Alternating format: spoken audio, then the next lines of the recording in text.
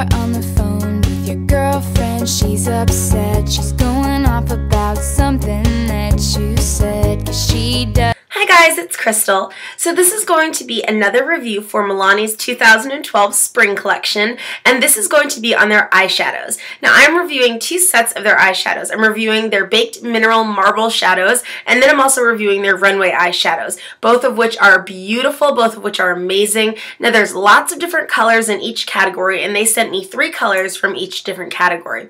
So first I'm going to start with the new Baked Mineral Marble shadows. They have brand new colors out for spring 2012. Now as usual, I'm just going to be showing you this as well. This is the Milani 2012 New Products and Shade Extension book, and this just shows all of the new items and new colors for 2012 for their spring collection. And here is their new baked eyeshadow, the metallic and the marble. These are absolutely stunning, absolutely beautiful. They sent me the 3 newest colors for spring. They're called Must Have Fuchsia, Copper Excess, and Green Fortune. So I'm going to show those to you right now. These retail for $7.49. These are absolutely so beautiful. This one is the Must Have Fuchsia, and I'm just going to open that up. Even the case is really cool. The packaging, it's very metallic, just that chromy type finish. So here is what Must Have Fuchsia looks like. It is so pretty. It is just such a bright, poppy pink fuchsia, and as you can see, it comes with its own brush. They all do, and these are curved brushes. One side of the brush is a sponge tip applicator, while the other side of the brush is an actual brush. The next color is Copper Excess, and this has the same exact chromy finish case. And this is Copper Excess. It's very, very beautiful color, really true to what it looks like when it gets on you as well. And then last is my personal favorite of the 3 new colors, and this is Green Fortune. All different colors in there. We see some turquoises, some plums, some grassy greens, very beautiful, and again, they all come with the brush. So here are the colors on my hand. The top row are the colors just over top of primer, nothing else. Now these are meant to be used wet or dry. If they're used wet, they're of course going to come out much more intense, and these are so beautiful when they are used wet. The bottom row are the colors wet, so here we have Green Fortune, Copper Excess, and Must Have Fuchsia. And that's wet, or you can use some sort of a foiling agent and they will come out just as vibrant, if not more vibrant, than using them wet alone. And even up top, just over primer, you get this beautiful soft color, especially when you see Green Fortune and Copper Excess. These can be everyday colors depending on how you wear them. The fuchsia, the Must Have Fuchsia, for those of us who love pink and really want that pop of pink. Remember, the Milani 2012 spring collection is all about the neutrals kind of going out the door and then bringing in pastels and those pops of color everywhere. So now I'm going to read to you directly from the lookbook what they have to say about their new marbleized and metallic shadows. So Milani says, the baked eyeshadows are both metallic and marbleized, a luxurious eyeshadow that features multiple infusions of colors baked on an Italian terracotta tile.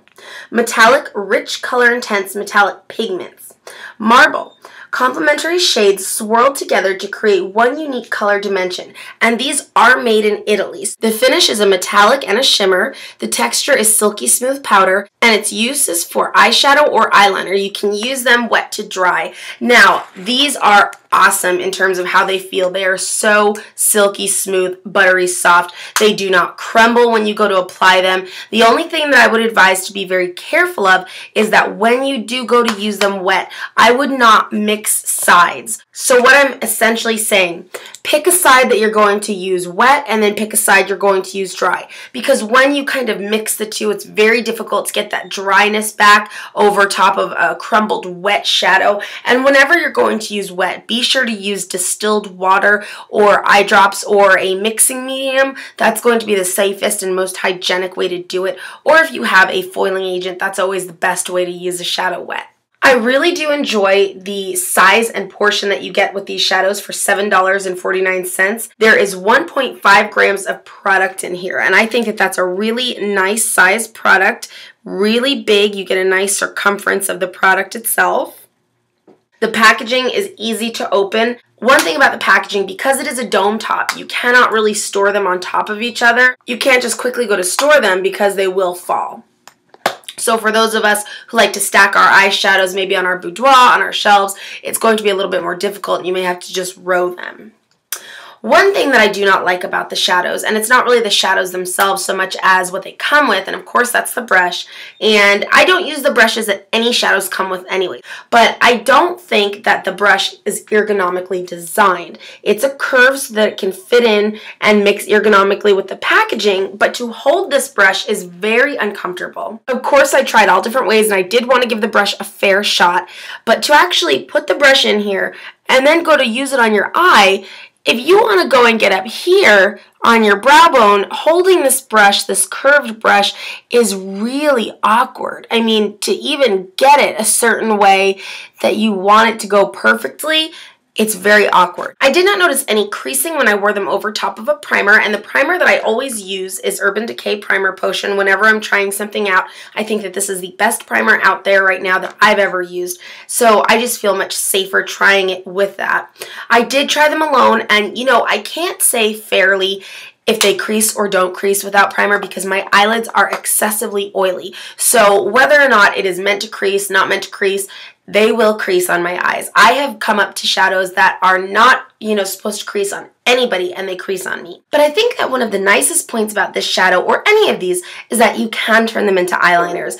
And this spring, what's really, really fun is the fact that you can wear a neutral eye, and then you can wear a bright pop of color as an eyeliner. And that's exactly what Milani was going for when they thought about their spring collection. It was bright pops of color among softer colors. And I think that these colors can really be so multifaceted, multi-use. They're beautiful any way you look at them. And because they do have lots of sparkle in them, the two of them at least, just be forewarned that when you do go to take them off, you are going to have excess sparkle left over. I don't know if you guys can see that, but I have sparkle all over my arm when I was trying them out for this video. So that is just one concern. They're very easy to get off with some makeup remover, soap and water, face cleanser. These are really nice shadows. They're not going to transfer that easily, especially if worn wet. These do not budge. They stay on, especially wet and especially over primer.